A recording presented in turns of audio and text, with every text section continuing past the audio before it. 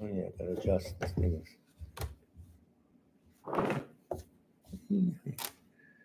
I will go on in about 40 seconds. Just want to adjust the picture, the angle, whatever else.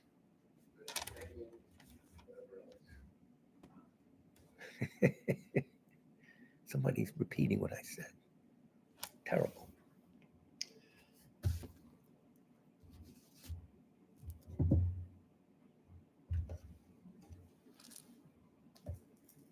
Anyone want to charge their phone? There's an iPhone there, charger.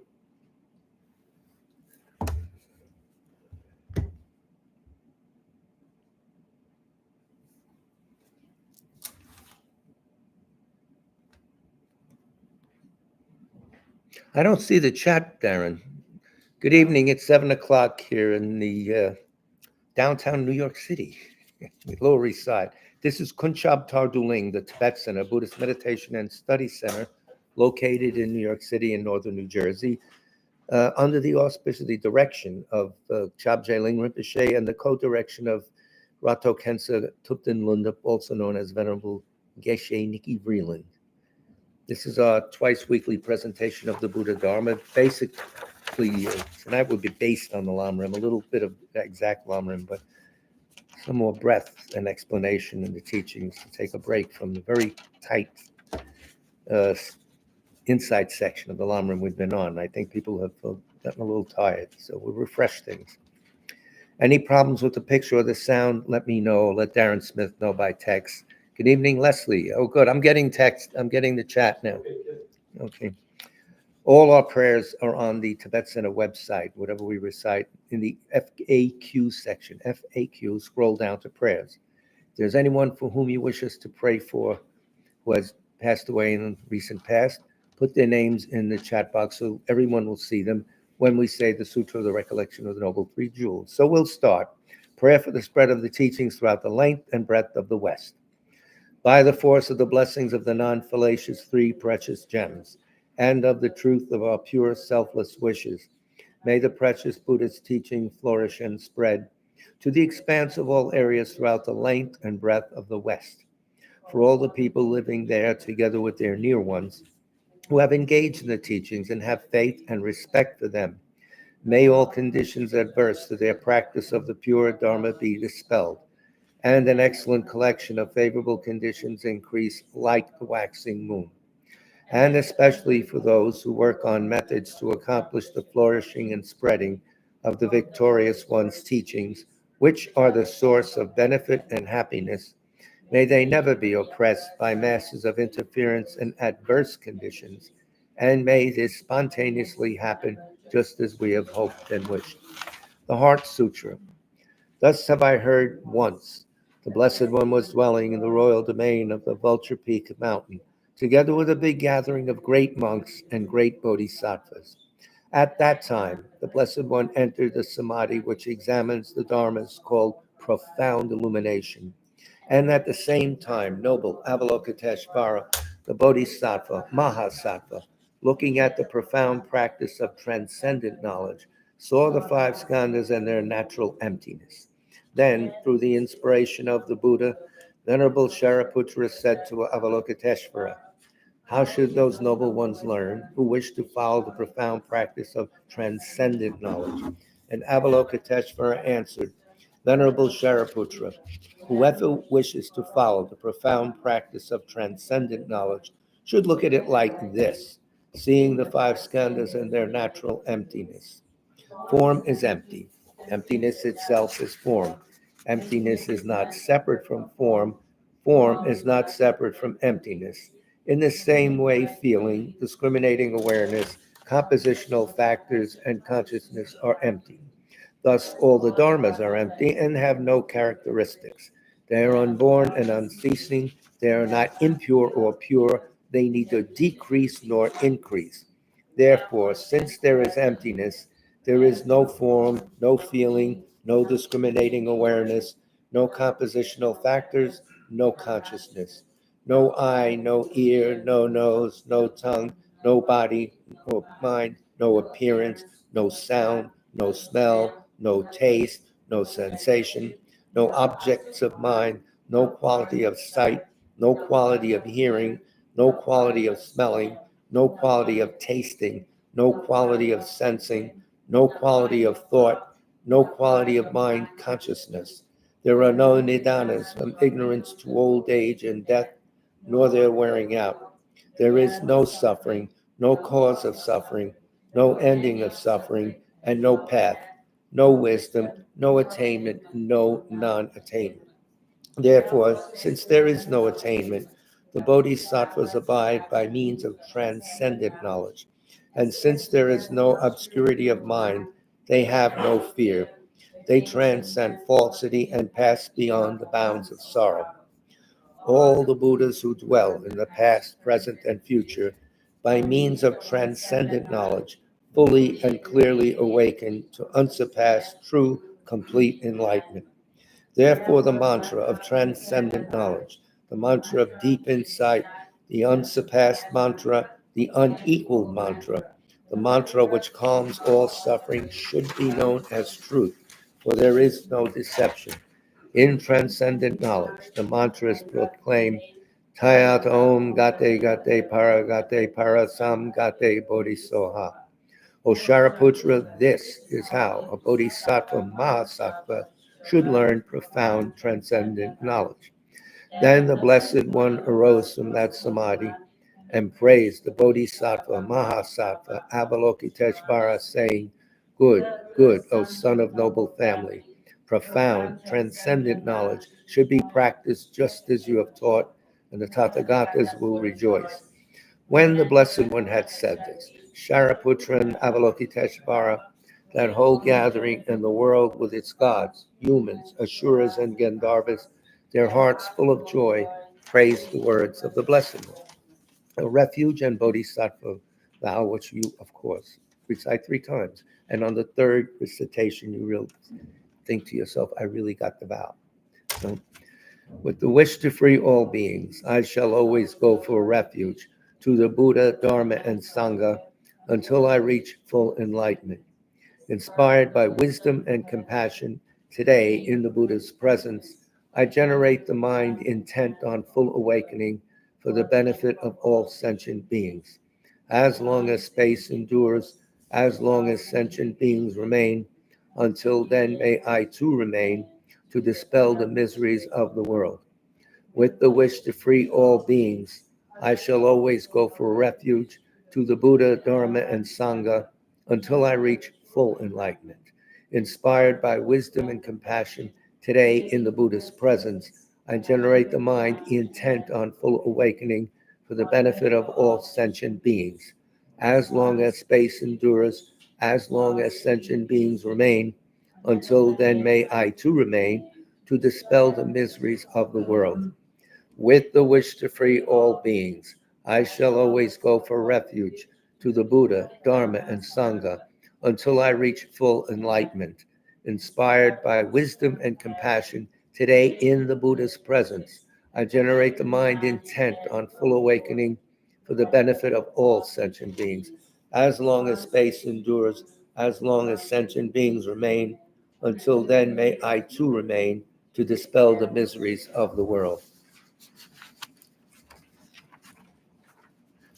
So, as advertised, a nice introduction. If you don't know anything about Buddhism, you're just curious, have no idea what it is, you can now listen to the next few minutes from this book on the path to enlightenment.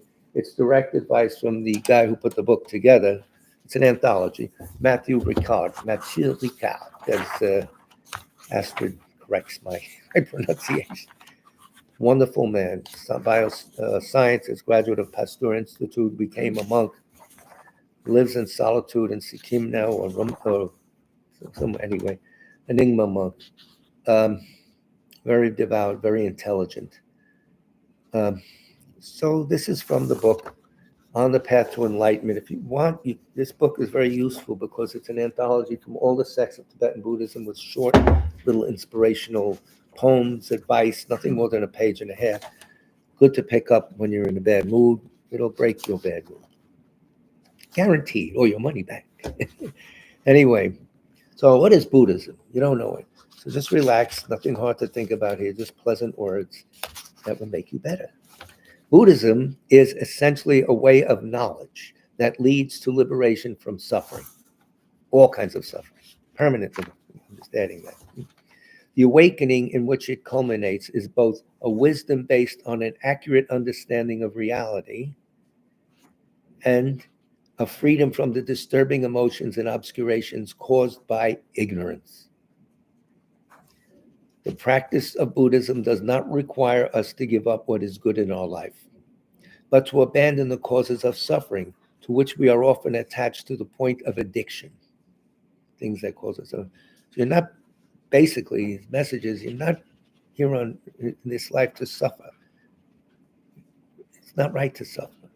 You have a right not to suffer, permanently not suffer. So we'll work from there. So studying the Buddhist teachings does not mean overloading the mind with a lot of information.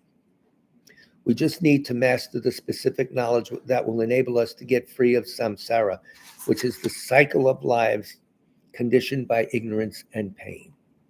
And of course, it's a mental state. It's not real estate.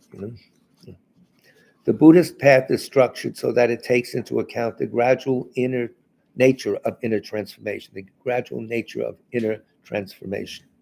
Each step leads naturally to the next. It's like building a house. You cannot put the roof on without having laid the foundation, raised the walls, and installed the timbers, and paid the mortgage. Whatever, we don't add that. Okay. He continues. Certain factors will help this transformation. The most important is to realize that one already possesses the potential for transformation. Potential for transformation. What Buddhism calls Buddha nature, or literally the embryo of Buddhahood. I never heard it spoken that way. Yes, you can't say I'm a Buddha, I'm an embryonic Buddha. What we have, all of us in our minds, is the embryo of full Buddhahood. We don't have to look anywhere for it. It's there. We have to uncover it and develop it. That's all. That's good news. Then comes the inspiration first, aroused by a meeting an authentic spiritual master or reading a text or seeing a YouTube video, whatever, however you encounter the material. Second, followed by an enthusiastic determination to cultivate altruism, compassion, and the other essential qualities that the master exemplifies. So you hear these Buddhist teachings, read them, maybe meet some, and you are taken with their qualities, their demeanor, the way of life, and you want to emulate them. That's good. And finally, the perseverance, a very necessary element. So you have to, that is indispensable to achieve any real change. You have to stay with it. You have to persevere. But it's no harder than going to work every day. The lives we all lead now, they're not parties, not picnics. He continues, the reflections, meditations, and spiritual exercises that we use along the way make use of the body, speech, and mind, but ultimately it is the mind that we must transform to put an end to our own suffering and that of all beings. We're not in it for ourselves. This is the Mahayana, all beings. That is why the Buddha said, without doing any harmful act, this is words of the Buddha, without doing any harmful act, abundantly perform beneficial acts, completely tame your mind. That is the Buddha's teaching. Where can we start? At the Tibetan, of course, no. Where can we start? To truly set out in a meaningful way, on the road to transformation, we first have to take a close look at ourselves. And you ask the following questions. What am I doing with my life? Your parents used to ask you that, right? What are you doing with your life? What am I doing with my life? What have been my priorities until now? What can I do with the time I have left to live? Yeah, we're all temporary here. Of course, these thoughts only make sense if we feel that change is both desirable and possible. So you have to have the confidence that change is possible and you want it. It's very important. You can't overlook these steps. Can I say that nothing needs to be improved in my life and the world around me? Is that change possible? It's up to us to decide. Is everything okay? Yeah, it's all right. I can't change. Well, you got to decide that. This is an internal, you have to do the internal work, which we don't want to, we want to paper over everything, any trouble we have, or any hint we get from the universe that there's problems, etc. You have to confront these things. The next question is, in what direction do we want to change? Good evening, Mark. If I try to climb the social ladder, to become rich or have more pleasure, am I really sure that these things, if I can achieve them, will bring real fulfillment? A lot of these people that have done that don't seem so happy. I mean, they pose nicely for photographs with big smiles, but they have problems. At this crossroads, where are we asking what our goals should really be? We need to be honest with ourselves and not satisfied with superficial answers. So here's the key to Buddhism. You go internal and you be frank with yourself in your internal theater. You have to be honest with yourself. No one's there. They won't look. Only you and the omniscient Buddhas. He continues, the answer that Buddhism provides is that our human life is extremely precious. The disillusionment that comes over us at times does not mean that life is not worth living. However, we have not yet clearly identified what it is that makes it meaningful. Yeah, what is it? The question is not whether life has a meaning, but how each of us can give it one, says the Dalai Lama. Our extremely precious existence is even more so when we enjoy all our physical and mental faculties, have the freedom to choose what we do, and use those conditions to release the potential for transformation that is within us. Time is running out.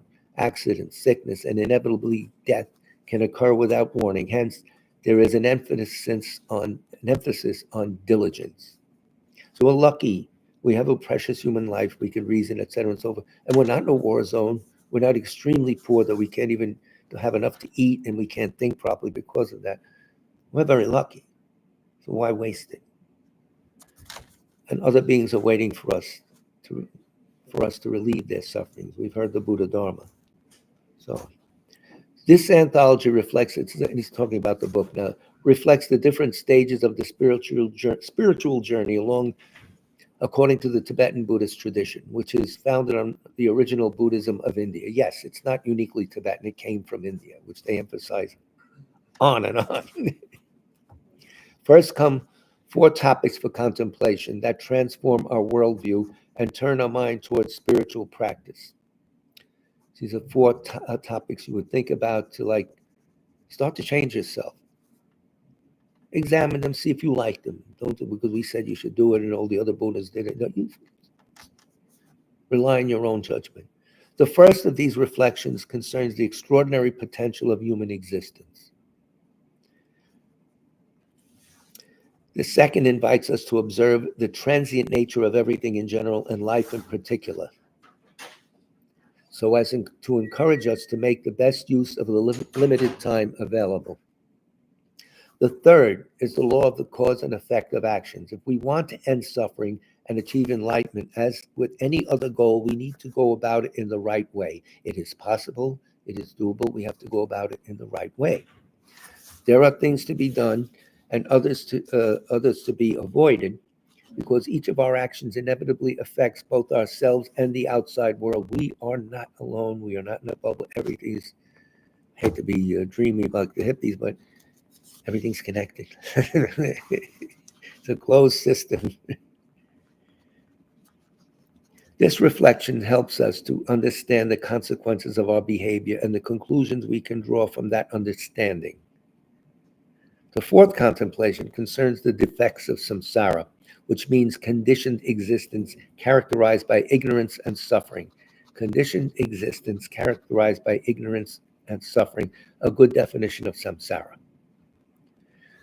These 4 topics of contemplation help us to distinguish between the actions, words, and thoughts that need to be cultivated and those that will bring us unhappiness or simply waste our time. So we have to develop our judgment. What am I going to do now? What am I doing? This doesn't mean that you just put yourself in a cave or something in your apartment, never go out.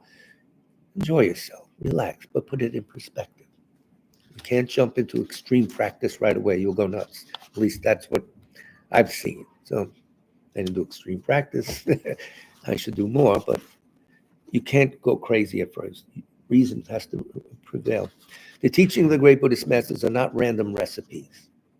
Then they are real guides that spring from the living experience of experts in the spiritual path, who possess extraordinary knowledge and understand clearly the mechanisms that produce happiness and suffering. So all it is, the mechanisms that produce happiness and suffering. Once we have explored these four themes, we will discuss the concept of, quote, taking refuge. This does not mean invoking the protection of occult and mysterious powers, but relying on the teachings that lead to enlightenment, which means true knowledge of the mind and the nature of reality. It is that knowledge that can free us from suffering. At first, it is essential to rely on beings that already have that wisdom and illustrate it by their actions. Their perfect representative is the Buddha. Then come the teachings on altruism and compassion, which are the heart of the path. What is the point of freeing yourself from suffering when those around you continue to suffer? Such a limited approach would be doomed to failure because our joys and sorrows are inevitably linked to those of others. We can have a whole meditation on that, but let him continue. In other words, we all have to cross the ocean of suffering together. Before starting a journey, it is essential to equip oneself with the things one needs to reach one's destination and deal with the obstacles that will inevitably arise on the way. It is the same with the spiritual adventure. We must first get rid of the mental poisons that prevent our mind from evolving, and second, generate the merit or, quote, positive energy, positive potential, sometimes it's translated, that will provide the necessary momentum for the process of interior growth. Key word, interior growth. We also need the invaluable assistance of spiritual friends and especially a qualified master who, by the power of his or her own experience and great kindness, will be able to untiringly show us the way. There are a lot of these living teachers around now, and they have put themselves in everyone's view on YouTube and all these other videos, etc. They have open centers, they've written books. So it's up to you to avail yourself of this information.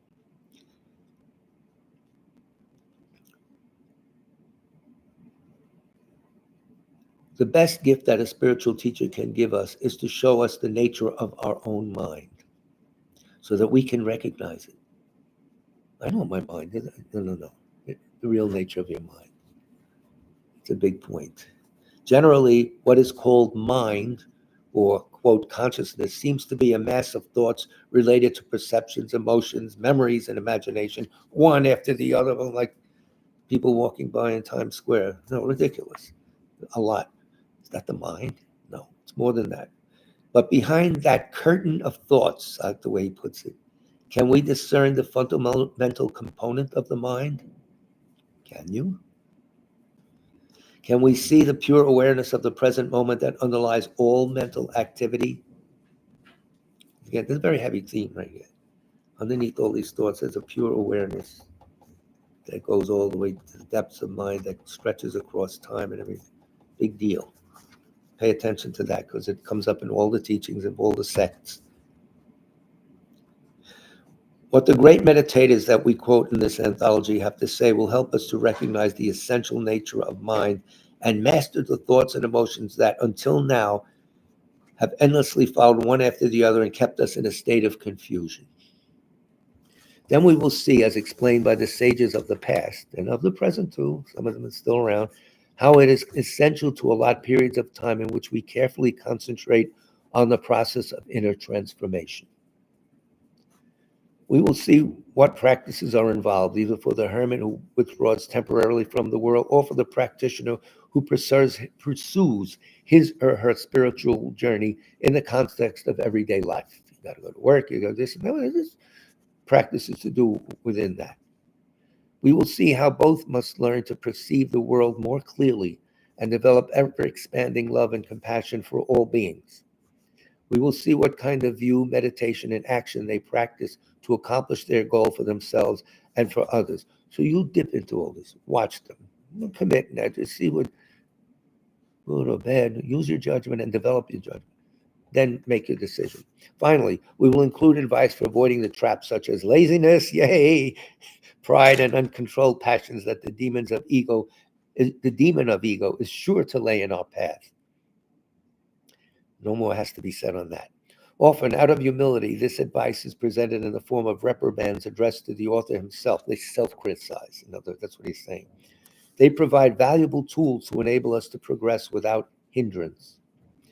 We have prefaced each chapter of the collection with a few sentences of introduction, all written by Matthew Ricard, and they're brilliant, to provide a small bridge between the reader and the text whose vocabulary and style are not necessarily familiar to everyone.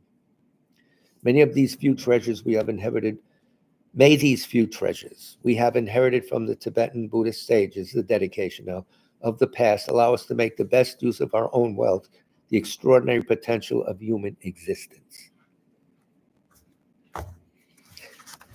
It doesn't seem like a precious human life when you're rushing on the subway and people are yelling at you, move out, but it is when you think it out. A lot of these things aren't self-evident, So let's see what time we have. A little bit more advice. Yeah, we got a lot to cover tonight, but tomorrow night we'll continue with this next piece of advice. Save stuff for tomorrow. I'm going to Pabanka Rinpoche now, and it's going to get a little thick, but sorry. This is the inside section. There's a lot of theory about, the I, the false I, the ego, blah, blah. How do we bring it up? How do we look for it? How do we actually do something to show what we're trying to get rid of, the object of negation in terms of our mind, in terms of the idea of the I that we carry around with us, that seems to cause us a lot of trouble. But it's necessary. So what do? I'm reading from the Tibet Center copy. Instead of bringing my own with all the notes written, I brought this, and senility has arrived in flying colors. But anyway, so this is liberation in the palm of your hand. Rinpoche used to call it Tapa Lakpacha. It's like a slang. Tapa is liberation, Lakpacha, Lak is a hand. Liberation in your hand. By Pabanka Rinpoche, who was tutor to Ling Rinpoche and Trijang Rinpoche. Chongma Rinpoche was at this talk in the 40s. So these are from notes that Trijang Rinpoche shorthanded and then made into a book, and translated by Michael Richards, an Australian. It's another translation by the New Jersey group. Michael Roach and Art Engel was on Deshe Tarshan, whatever conglomerate was down there. And they have like a 2-volume. I'm told that's better. I don't have it, so I'll take your word for it. So what is to be refuted? I'm reading from page 626 of this particular edition.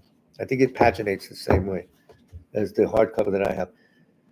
Now I shall teach this topic briefly. What is to be refuted? What is to be refuted is the false sense of I. There is an I. I'm going to school. I'm going to work. But then there's the thing that causes trouble.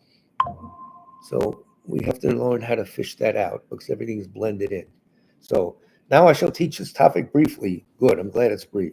Based on the thoughts of J. Rinpoche, he first discussed how to ascertain personal selflessness. So he's not going to talk about the selflessness of the table and it's not the legs and blah, blah, blah. The I, personal selflessness. First, reverse your meritless state. Next, refute the self. There's a little poem on the top of 627. Finally, the one view refutes all. He who knows this is skilled. Of course, a little enigmatic statement that's probably loaded and packed. Here we go. This accords with the instructions concerning the order in which you should carry out this practice. In the small and medium scopes, you must refute such views as regarding cause and effect as non-existent, the beginning part of the prayer. Next, you must refute the personal self, and finally, the self of phenomena. That's the way he goes about it. There is no difference between the non-existent selves dealt with in the doctrine of the two selflessness. All the same, I shall first teach selflessness in relation to a particular object in question, the person. Specifically, the sense of I, individual I, not connected to anything. There is no difference between the non-existent selves dealt with. Okay, it is easier to determine this type of selflessness. It's easy to find the non-existence of your personal I. Easy to work with. So they start there. Also, there are a number of, they're working from the theory as you're going to actually be doing this now, not arguing this on a debate court. This is yoga, inner yoga. It is Also, there are a number of arguments about emptiness to be ascertained, arguments based on mutual interdependence, the argument that looks at the components of a chariot in 7 ways, etc., and so on. The easiest of these for beginners to understand is the argument of the self being neither one nor different from its basis of imputation, the aggregates. At this point, the aggregates are your body and mind complex. At this point, J. Rinpoche and many of his followers discuss 4 key points to this argument. The first of these is to determine what is to be refuted. And he'll repeat it later, but when you start to look at our mind, it seems like the false self is covered up with the legitimate self. It's all blended. You have to be able to ferret it out. And he'll go through, maybe we'll take the rest of the class to go through this yoga.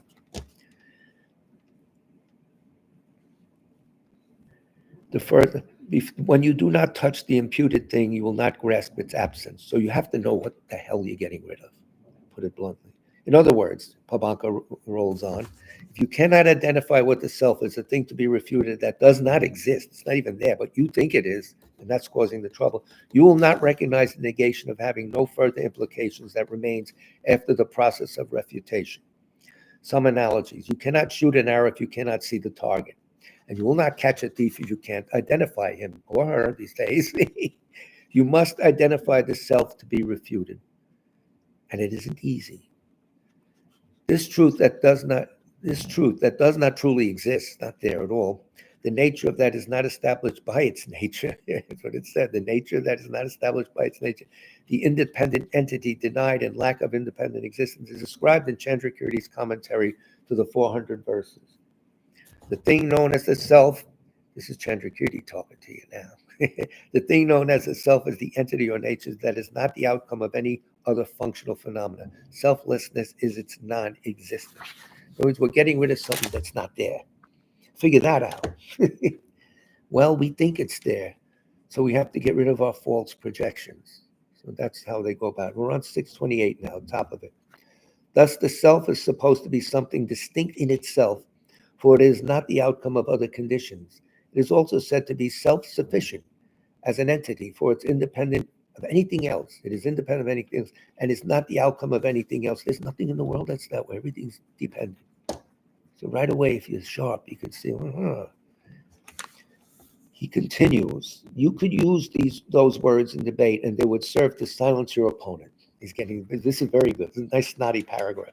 But you have not identified the object of refutation until you have determined it through experience.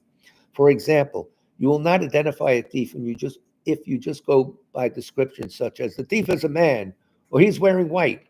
Likewise, you will not comprehend this object through somebody else's description or through mental images derived from mere words and terms. You must recognize the object of refutation through vivid, naked, personal mental experiences brought on by an analytic process. There it is. It's a yoga. It's an inner yoga. It's not just carrying the debate and winning it. Yes, yeah, that's a problem. That's an Italian expression. If you have not determined the object of refutation, the thing is supposed to get rid of, you are in danger of falling into the nihilistic view, disproving the mutual interdependence of phenomena. Despite making use of the many arguments that prove they are not established as true. For example, the convention of a pot is entirely familiar to you. So you might say, the mouth of the pot is not the pot. Sounds good, right? Sounds familiar, all these arguments? The base of the pot is not the pot, and so on. Eliminating each part of the pot and finally slavishly meditate on the emptiness of merely not being able to find the pot anymore. This is wrong, but a lot of people think this is right. This is wrong. But this way, you still lack the precision to properly refute the object of refutation upon the basis of that particular emptiness, or the basis of the pot you're trying to prove how it doesn't inherently exist. And so you only destroy the conventionality of the pot and fall into complete nothingness. You hit nihilism. This emptiness you have imagined is quite on the wrong track. Have you done that, monkey? I don't know. In seeking the object to be refuted, we must investigate the way we instinctively grasp at an I that is supposed to be established by its very nature. We've all heard this. Instinctive, though, is a key word. Grasp at it. This is the way we operate. Yeah, what's wrong with that? I said, He continues, when we investigate just how the eye instinctively appears to the mind and just how the mind grasps at the eye, there's an appearance, there's a grasping, and that's an understanding. I got to grab it, and it's a wrong understanding. So, when we investigate how the eye instinctively appears to the mind and just how the mind grasps the eye, we find that we feel this eye is not really something our minds impute upon a set of aggregates. It is established along with this set. It's there. I don't see any imputing going on here. Anybody? Such instinctive grasping at the eye is not to be found even in the mind streams of ants. No, it's to be found, rather, excuse me. In the mind, everybody has it. All animals instinctively. I remember Rinpoche, have you heard it before, right? You turn on the light, the roach runs. Fear of self, an eye that has going to be destroyed. It's not there. So, in the deepest recesses of their minds and even in their dreams, and us too. So it's down in there. It's got to be worked on.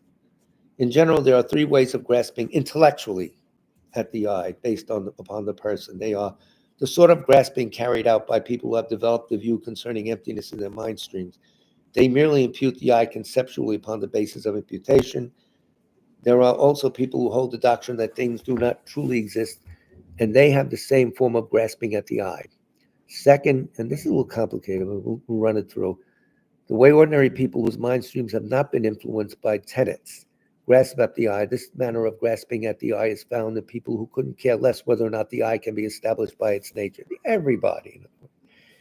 And three, the form of grasping at the eye found in people whose concern is to establish the eye by its nature. The second of the three, the guy people don't even care, is a valid mental cognition that assumes the conventional eye and just doesn't go any deeper. That's it. Yeah, I'm tired. I'm going to work. I'm quitting this job. All that. That's fine. Its subject is merely this type of eye, something that exists conventionally, legit. It is also correct that cause and effect operate on this conventional eye. The third of these three types of grasping at the eye is a mistaken consciousness that should be destroyed by some antidote. It is this aspect of the eye that the object to be refuted is the object to be refuted in various arguments. Okay. When you are led astray by the way in which the eye instinctively appears to you, you are clinging to the eye. For example, when you feel, I have eaten. Okay. The mind, when it is being uncritical, is satisfied with an eye that is a mere imputation. Yeah, I ate this. Okay. Actions and agents, such as in going or sitting, as in I'm going, I'm sitting, are only imputed labels. This is how we accommodate activities and agents in our philosophical system. That's all. We're looking the other way. We're not delving into its true nature. We're just working with the appearance. Part of the way the eye instinctively appears to you is this thinking that assumes the conventional eye. Nevertheless, this instinctive appearance of the eye does not present itself in any precise way that is clear and not confused with any other object appearing to you at the time. You must know how to distinguish between these two. Here's the critical part. The way the eye seems to be established as something self-sufficient by nature, and the way the conventional eye itself appears. One's legit, one isn't. And they're melded together. It's a problem. This instinctive form of grasping at the eye is something we have always had in our mind streams, even when dreaming. As long as we do not meet with certain circumstances, we will not be clear of how it appears. The eye, however, manifests clearly when there are powerful conditions for you to be happy or sad, such as when you are praised or criticized. This is something that you have to watch. And he's going to give you the technique for properly watching it. And it's something we can do. Suppose someone accuses you of being a thief. Mark, you stole my car. And this makes you upset. Great hostility arises within you. And you feel, I'm innocent. And he accused me. No. You say, that's the last straw. That's the last straw for me. You cannot refute the accusation on the spot. Instead, you lose control of yourself. Instead of coming up with the proof, Harry stole you. No. You lose control of yourself. The subject of the accusation of theft, the feeling of me, and that's the last straw for me. The I that rises vividly out of the very center of your heart in all its glory. This is the way the object of refutation will present itself to you. It's hiding all the time. It comes up at certain times, and you got to be ready for it. Amazing. If you had control of that, you wouldn't get mad at people. You really think about it, because there's nothing to defend. thought that doesn't exist? Yeah, go ahead, yo. On page 630, Pabanka Rinpoche goes on, whenever this thinking manifests in any circumstances, making you glad, afraid, happy, or sad, extreme situations, right? Let this instinctive grasping develop strongly. Go ahead, let it run. And then examine on the spot the way it appears to you. This is tough. This takes training and thinking ahead of time, but it can be done. Everyone has been done, who's been enlightened has done this. So suppose two people, here's how you do it. I can't do that. You're supposed to watch from the corner of your mind to see how it's coming up, yet still let it come up. How can I do two things? Here's some examples. Suppose two people are traveling side by side on the same road, each keeping an eye on both the road and their companions out of the corner of their eye. That small part of the mind's watching who's next. Yeah, I know. Last night I went to the gym, and you're walking carefully, watching you don't get hit by cars. So you can do that. We do it. So that has to be developed, that technique.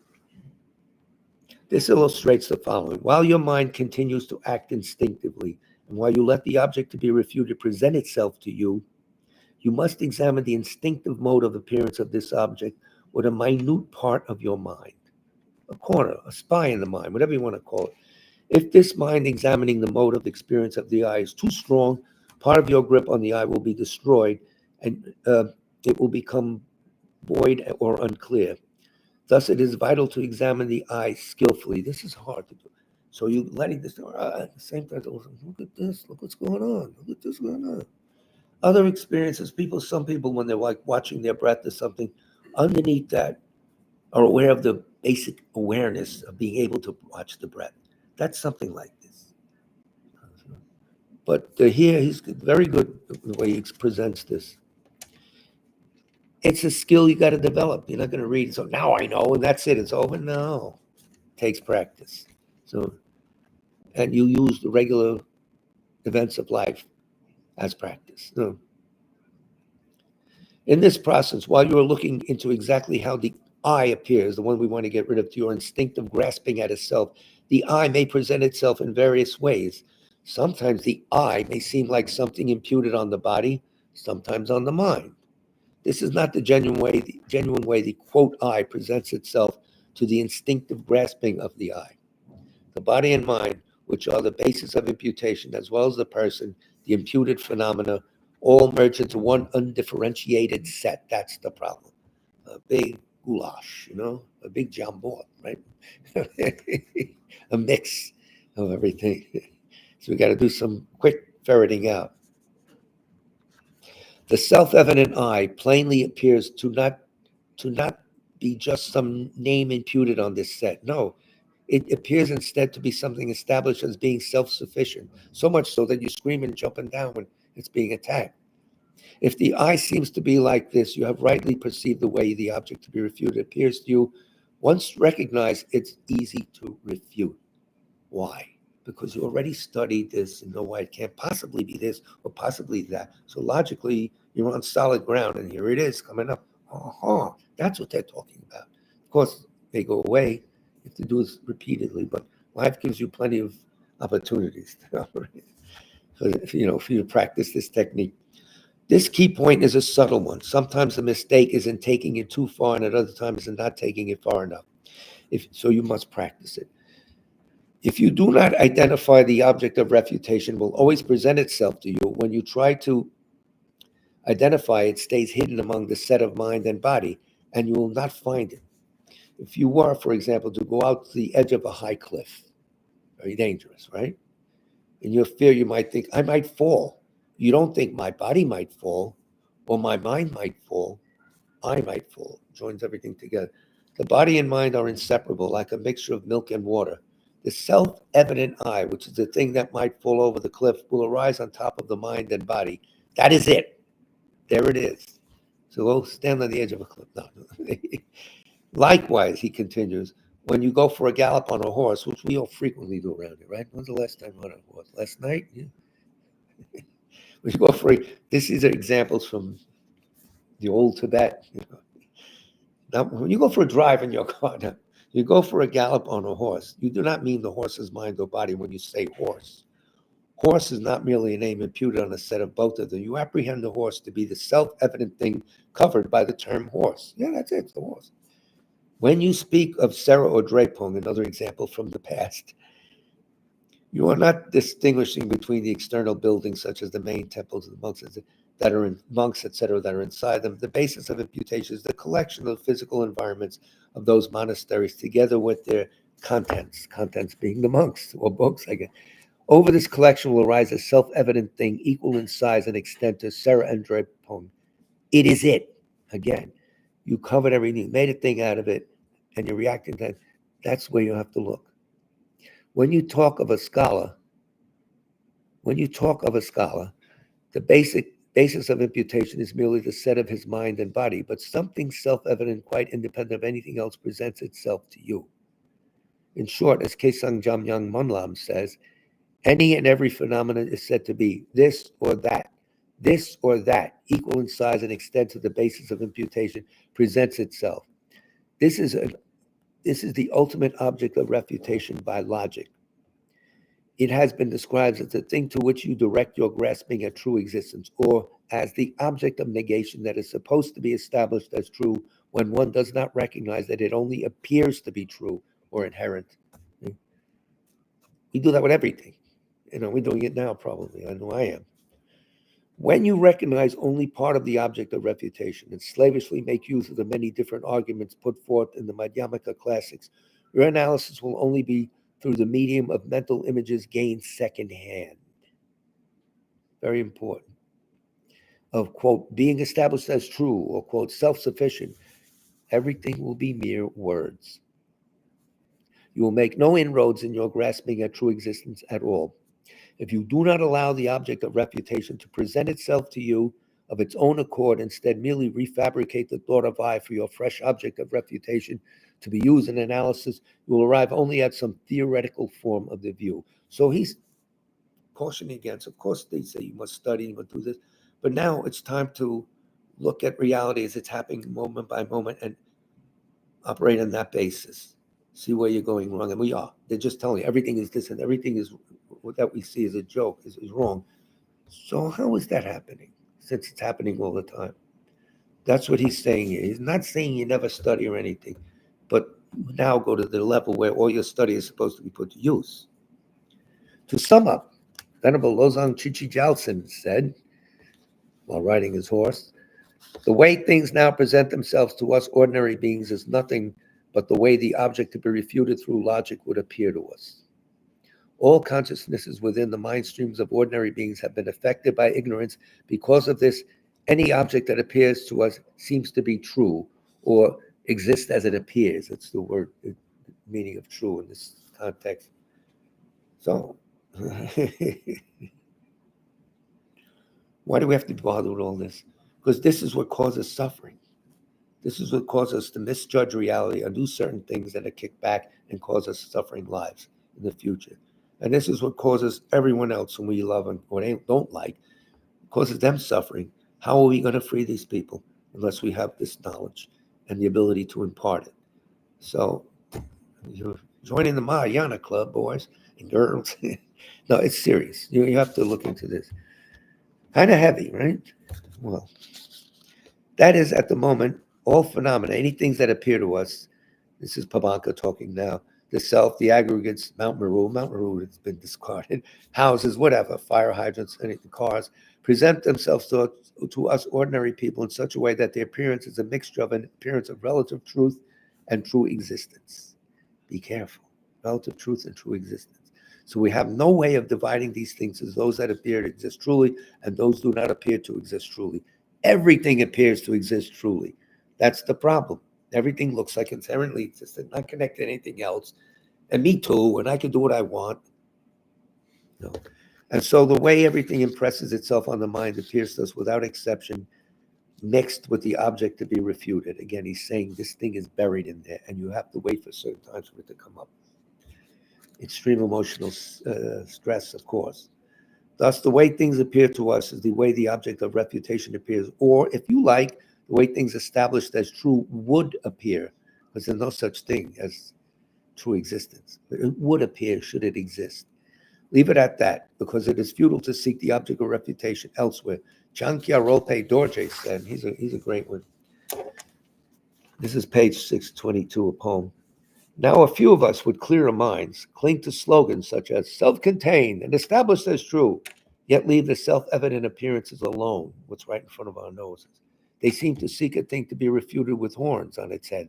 Something's going to stick out right away. There it is. Do not say these blurry things. Are the shadowless face? Do not say that these blurry things. He should have said that these. He just say these things, these blurry things, are the shadowless face of the mother. Mother being prajna paramita, mother being emptiness. If you do much talking but don't hit the target to be refuted, I fear the old mother will run away. You're not going to find the emptiness that you're looking for. The old mother ran away because you're shooting the wrong target. In other words, this is the great danger. Pabanka now comments. Thus, it is vital to investigate thoroughly with a subtle and discerning mind. A subtle and discerning mind. I'm not famous for that, but we have to develop it. Do this in conjunction with the right external conditions, the instructions from your guru, and the right internal ones. And here's the key, such as having a collection of merit and having purified yourself. The mind has to be conditioned properly so you have enough merit. You got rid of a lot of unmerit, a lot of obscurations and afflictions. That's an essential component. You saved it for the last, but it's essential. The kind of mind working on this problem has to be cleaner, has to be meritorious, have the power of merit. If you are able to identify the object of refutation correctly, arguments such as one of the logical statements concerning interdependent origination will crumble the mountains of your grasping at true existence. If you're conditioned properly. The criterion of having identified this object correctly is that you will realize emptiness without any difficulty. Chankya Rope Dorje said, you do not have to search for it. The thing, O seeker, is you. In other words, Pavanka comments, you do not have to look far afield to find emptiness. The thing abides together with you, the seeker. Thus, meditate continuously for months or years solely on the identification of the object to be refuted. I don't think they're kidding either. I wish they were. Meditate for a half hour, that's all you need. I wish he would say that. Why? Why do they torture us? So we'll continue with this a little bit, but I was going to lead into the definition of signlessness, wishlessness, and emptiness, which is always confusing to people, but I found a nice section in Geshe Sopa that explains it. I'm going to go to His Holiness for like 2 minutes, 3 minutes. What do we got? Like 3 minutes, not so much. Same topic. This is from Searching for the Self, Volume 7 of the soon-to-be 10 volume, blah, blah, blah. The collaboration with His Holiness Dalai Lama. And he called in a lot of scholars as this book was being written. These books were being written. Yeshe Damdal was part of the committee, etc. So he, very high Lama, etc., humble enough to bring in others. And they discussed it, and they discussed the verbiage, and she wrote it down, and she smoothes out the language. Wonderful event that takes place. It won't make the paper. It's a big thing in the world. So the importance of correctly identifying the object of negation. I'm going to continue with this tomorrow. This is going to be a taste to start you off so you can come back tomorrow night for more. Correctly identify, this is on page 164 of Searching for the Self. Correctly identifying the object of negation by reasoning is essential for our meditation on emptiness to be effective. Shantideva affirms in the Bodhisattva Karyavatara, chapter 9, verse 137, 139, the first two lines. If you're keeping score, here it is. Without having identified the object of negation, Shantideva says, that is imputed, the absence of that object cannot be apprehended. Okay, that's simple. What are we looking for? Okay. The word emptiness in Buddhism designates something completely different from the word's ordinary meaning. So let's get that straight. The emptiness is not like the emptiness of our stomach or the emptiness of our bank account. It is a mode of existence that is the absence of incorrect ways of existence that ignorance projects on persons and phenomena. In the context of the Prasangikas, or the consequentialist school, this is inherent existence, which is synonymous with existence by its own characteristics, existence for its own side, from its own side, and so on and so forth. The first step in refuting inherent existence to have an idea of what would be life if it in fact existed.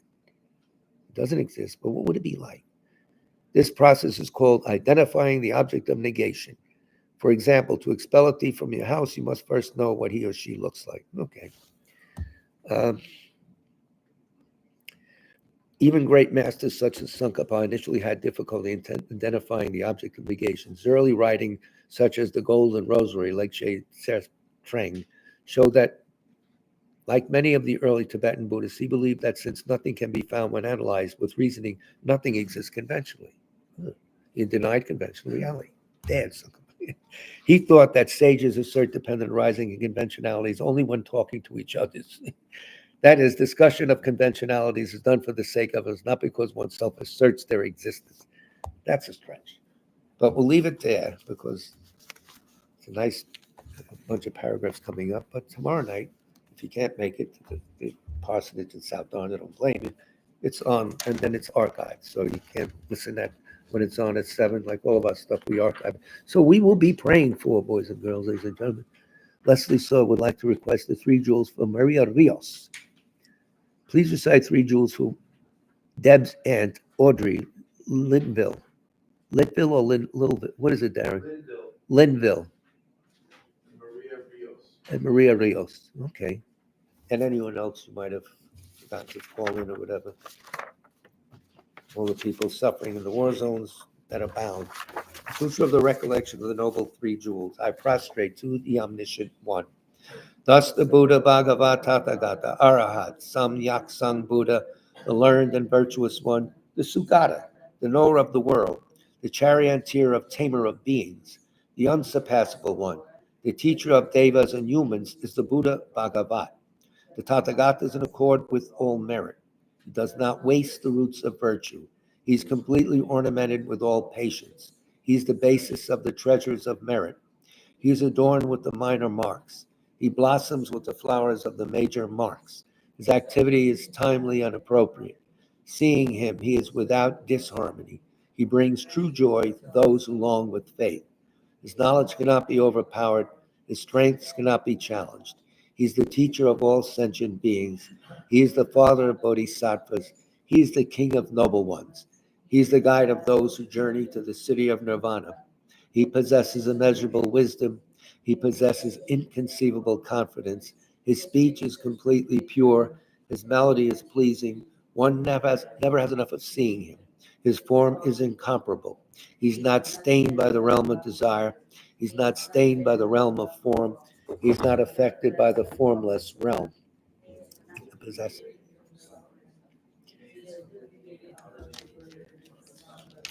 He's not possessed with dachas. His ayatanas are controlled. He has completely cut the knots. He is completely liberated from extreme torment. He is liberated from craving. He has crossed over the river. He is perfected in all the wisdoms. He abides in the wisdom of the Buddha Bhagavats, who arise in the past, present, and future. He does not abide in nirvana. He abides in the ultimate perfection. He dwells on the bhumi where he sees all sentient beings. All these are the perfect virtues of the greatness of the Buddha Bhagavat. The holy Dharma is good at the beginning, good in the middle, and good at the end. Its meaning is excellent. Its words are excellent. It is uncorrupted. It is completely perfect and completely pure. It completely purifies. Which is Dharma. Well, sickness is always timely. It protects one further. Seeing it fulfills one's purpose. It brings discriminating insight for the wise. The Dharma, which is taught by the Bhagavat, is revealed properly in the Vinaya. It is renunciation. It causes one to arrive at perfect enlightenment. It is without contradiction. It is pithy. It is trustworthy.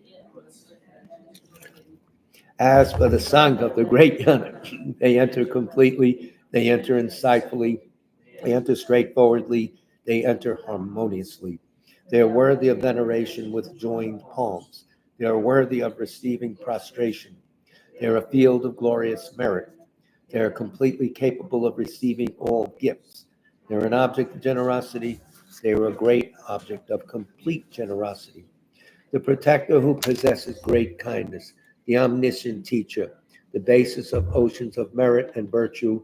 I prostrate to the Tathagata, pure the cause of freedom from passion, virtuous liberating from the lower realms. This alone is the supreme ultimate truth. I prostrate to the Dharma, which is peace. Having been liberated, they show the path to liberation. They are fully dedicated to the disciplines. They are a holy field of merit and possess virtue. I prostrate to the Sangha. I prostrate to the Buddha, the leader. I prostrate to the Dharma, the protector.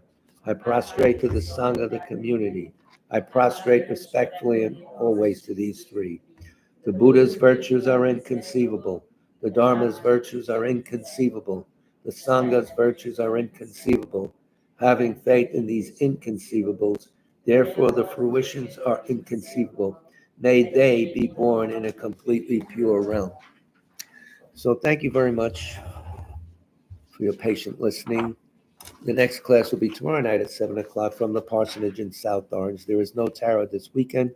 And the next Dharma class after that will be next Tuesday night here at the Settlement House on Houston and Bowery. And Wednesday night following that, we'll be at the parsonage. So again, thank you for your patient listening.